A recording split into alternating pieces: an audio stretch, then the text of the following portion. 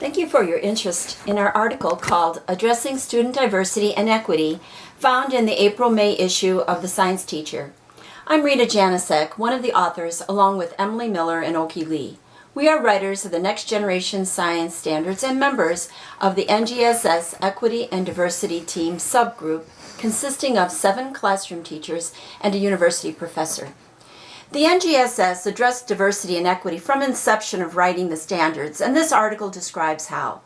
I will highlight a few key ideas from the article.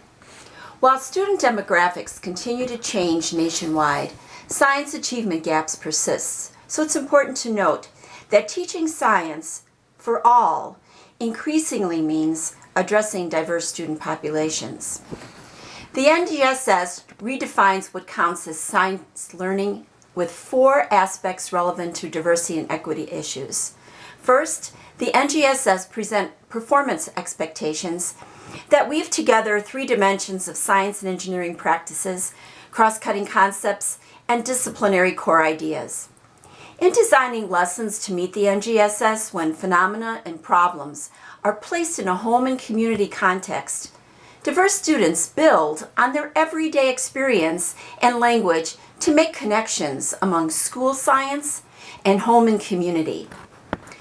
Another aspect is the central role of engineering. When lessons are designed to include engineering solutions to problems in local contexts, students deepen their science knowledge and recognize science as relevant to their lives and future. A third aspect involves the focus on science and engineering practices. This calls for a high level of classroom discourse and promotes rich language learning and rigorous science learning for both English language learners and English speakers. The final aspect involves the explicitness of cross-cutting concepts that connect interrelated ideas across science disciplines. This tacit understanding is often considered background knowledge for students in gifted, honors, and advanced programs.